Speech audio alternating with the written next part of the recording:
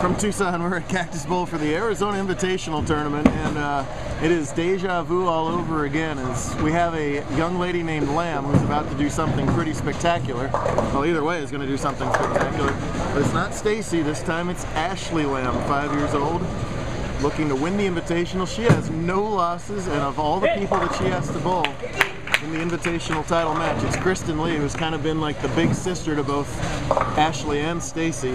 Right now, Big Sister has to have a big finish if she wants to win this tournament. She's got to win this game by 87 pins to tie, and she is nowhere near that through 6 frames right now, as Ashley has put back-to-back marks together. Won't make it 3 in a row, but only trails by 5 pins on the scoreboard through 6 frames, so it's looking good for Ashley to go undefeated, and she's bowled just fine, really close to average, slightly over average all through match play, and other bowlers just haven't been able to finish her off.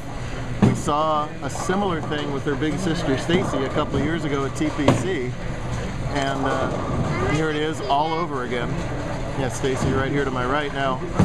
Stacy currently has the record for youngest JBT champion, and your dad tells me that if Ashley wins this, she will take over that record by 3 days. Is that right?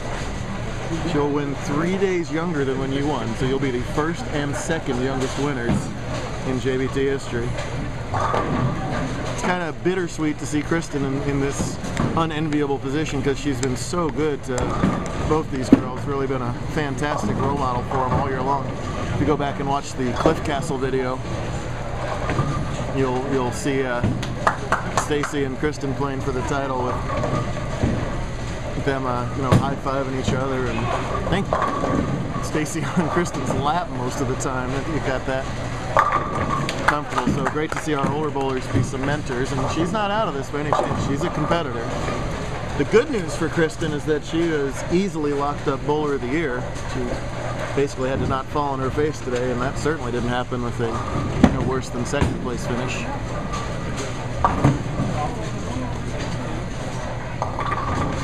Ashley's dad behind me has time to like tell it to do 30 different things while the ball's rolling down the lane. All right, roll out, now roll, now hook a little, now come back, now dance a jig, now turn purple, now turn into a square, now go back to being a bowling ball, now hit the pins. That's a lot. That is a lot. Meanwhile, 4 bowlers left in the scratch division: Jacob, Dempsey, Buttriff, and Lindemann. Looks like Tim Jacobs about to go down. See, listen to him. Turn into a square. Hit that other pin.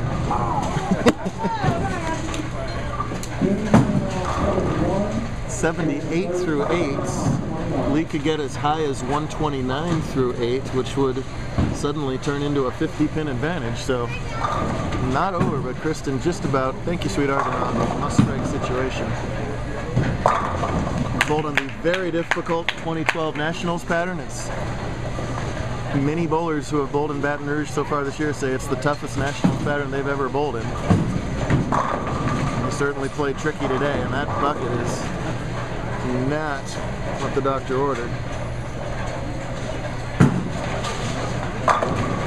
I can't see over that far to the left. Is that Buttriff winning? Anybody tell me? Who's winning the Buttriff match? All right, thanks.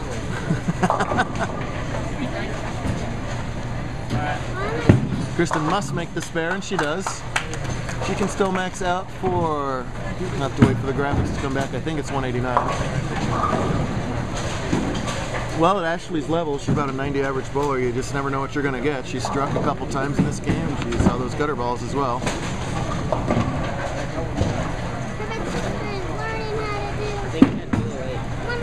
No, double dribbles that one, but it's going to curve back to the right. Right on the head pin. That is great. Oh, get them all now! Second strike of the match, immediate low 10 from Kristen, and it is just meant to be. Can you see if you can find her scorecard for me? I want to talk about it. Nice strike from Lee.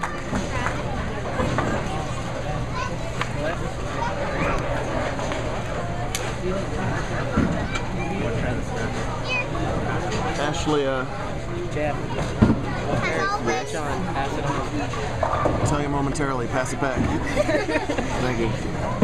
Ashley entered at a 90 average, and now this gets blurry on the screen, but see, just 94, 94, 109, 116, so nothing spectacular. Austin Thompson lost to her by 2 pins.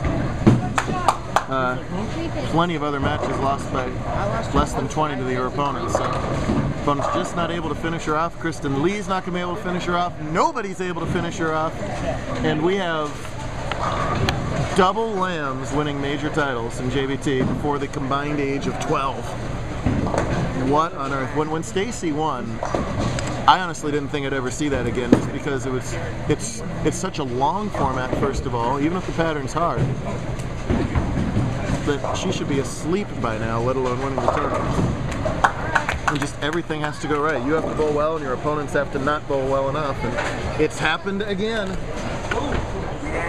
The 2 youngest winners in JBT history.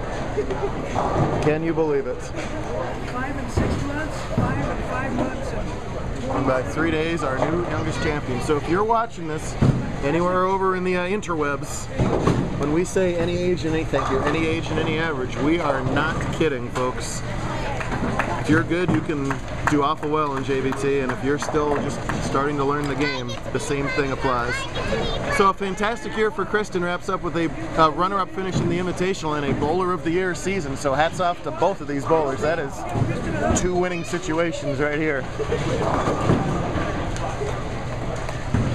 How about that?